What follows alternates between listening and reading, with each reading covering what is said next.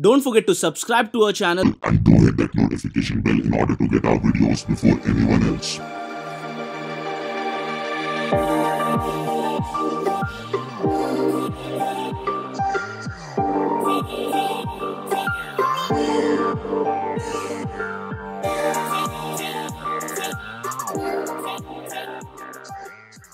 Hello, it's me, and I'm doing a bizarre test to check the battery life of this Panasonic smartphone.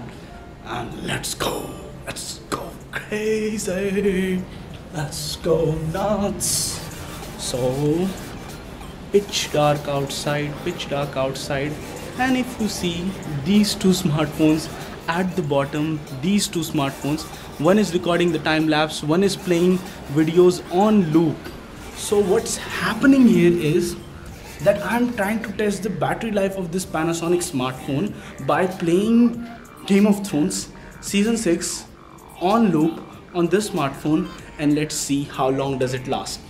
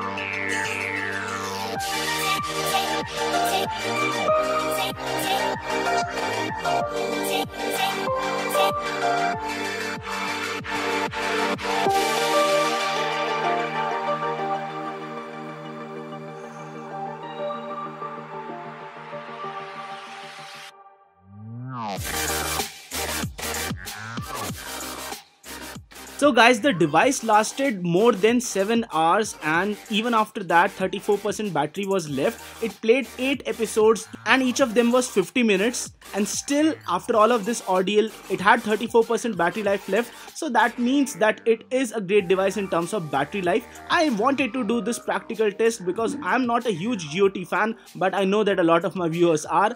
During the duration of test, volume was 0, brightness was 100%, and the device was in airplane mode, and still the results were quite impressive. And these are all of the things present inside the box for this device. You can see that they provide you with the screen protector, a very good quality earphone right in the box. The Panasonic P55 Max has got a 5.5-inch IPS 720p HD display. The viewing angles are okay, but certainly not the brightest or sharpest display out there. It comes with a quad-core Mediatek MT6735 chipset, 3GB of RAM, 16GB of internal storage, supports microSD card, has a dedicated microSD card slot, and does not have a gyroscope sensor. That's something bad. But it does have accelerometer and proximity sensor. On the top, you have the 3.5mm jack, the microphone.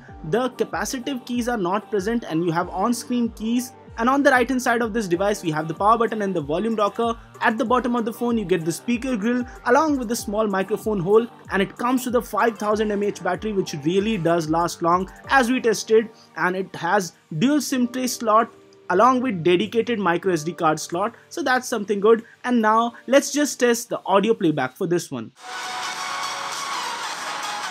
So the audio output is not that high, and this is a shortcoming for this phone.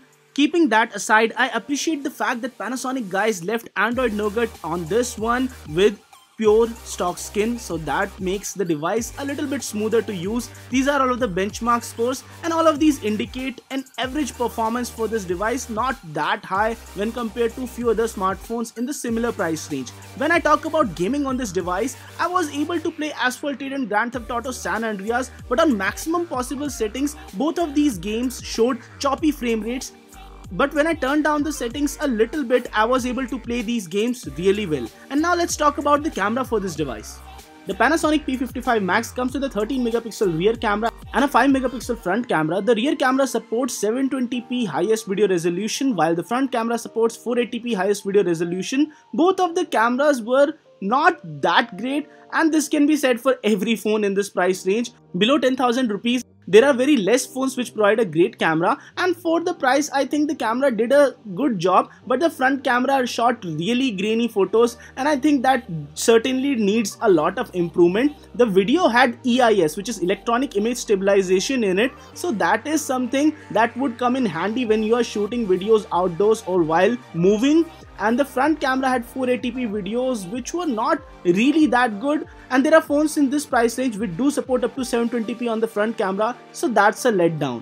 The P55 Max also supports USB OTG and it would retail for a price of around 8500 rupees, and for such a price I believe that this phone does lack some features, but when it comes to battery life and few other things it is good. But if you're somebody who is looking for higher performance, you can go for something like the Redmi 4 or even the Redmi 4A. But if you're somebody who values great battery life on a device and wants a stock Android experience along with a good design, then the P55 Max might be the smartphone for you. So guys, this was it for this video. In case you like this one, don't forget to crush that thumbs up button and do subscribe to our channel for more awesome tech reviews like this. This is Aditya Jha from inspiredrise.com. Signing off folks.